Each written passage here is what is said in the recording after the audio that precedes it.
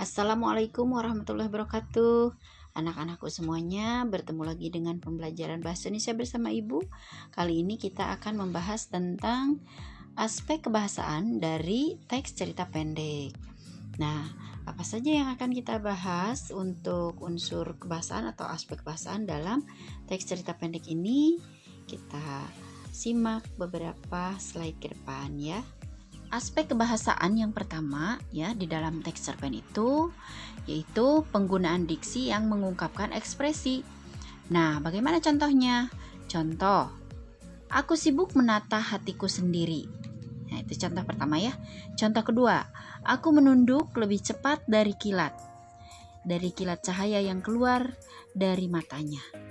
Itu menunjukkan bahwa dia itu malu. Yang kedua, di dalam aspek kebahasaan dari teks cerita pendek itu biasanya menggunakan majas atau gaya bahasa. Nah, gaya bahasa itu merupakan pemilihan kata atau kalimat yang digunakan penulis untuk mengungkapkan suatu maksud. Nah, di sini kita pelajari ada gaya bahasa atau majas personifikasi dan majas metafora. Kita akan bahas dua majas tersebut ya. Nah, yang akan kita bahas untuk siswa SMP kelas 9 itu hanya ada majas, metafora, dan personifikasi. Majas metafora itu artinya majas yang berupa kiasan atau perumpamaan. Kemudian untuk majas personifikasi itu merupakan gaya bahasa yang mengumpamakan sebuah benda bersifat seolah-olah seperti manusia. Nah, yang ketiga yaitu penggunaan kalimat narasi, deskripsi, dan dialog. Jadi di dalam cerpen itu biasanya ada kalimat narasi. Contohnya ya, kalimat narasi itu adalah kalimat yang berupa mengisahkan suatu peristiwa. Contoh, saya baru saja sampai rumah ketika laki-laki itu datang. Nah, itu contoh kalimat narasi. Kemudian, selain kalimat narasi, di dalam cerpen juga ada kalimat deskripsi. Contoh misalnya, laki-laki itu kutaksir umurnya sekitar 45 tahun, berbadan tinggi besar, berkulit hitam, dan berkumis tebal. Nah, itu contoh kalimat deskripsi ya yang menggambarkan. Kemudian ada kalimat dialog. Contohnya, untuk apa kamu datang? Tanya pria itu. Maaf, saya hanya menjalankan tugas. Nah, itu contoh-contoh dari kalimat dialog ya yang ada di dalam cerpen. Kita lanjutkan untuk yang keempat, yaitu penggunaan ragam bahasa baku dan tidak baku.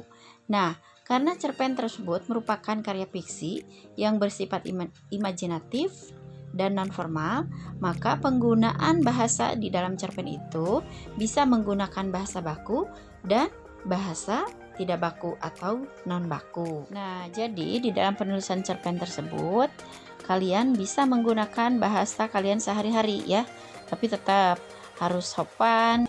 Nah, itu saja mungkin aspek kebahasaan dalam teks cerita pendek. Ibu ulangi. Yang pertama, menggunakan diksi yang mengungkapkan ekspresi. Yang kedua, penggunaan gaya bahasa atau majas. Kemudian yang ketiga, penggunaan kalimat narasi, deskripsi, dan dialog.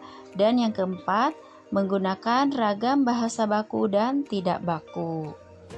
Itu saja mungkin yang dapat Ibu sampaikan untuk aspek kebahasaan dari teks cerita pendek. Semoga bermanfaat. Kemudian oleh kalian dikembangkan lagi. Kemudian contoh-contohnya dipelajari lagi. Dan latihannya kalian kerjakan ya, supaya dapat menambah ilmu pengetahuan kalian. Itu saja dari Ibu. Akhirul kalam. Wassalamualaikum warahmatullahi wabarakatuh.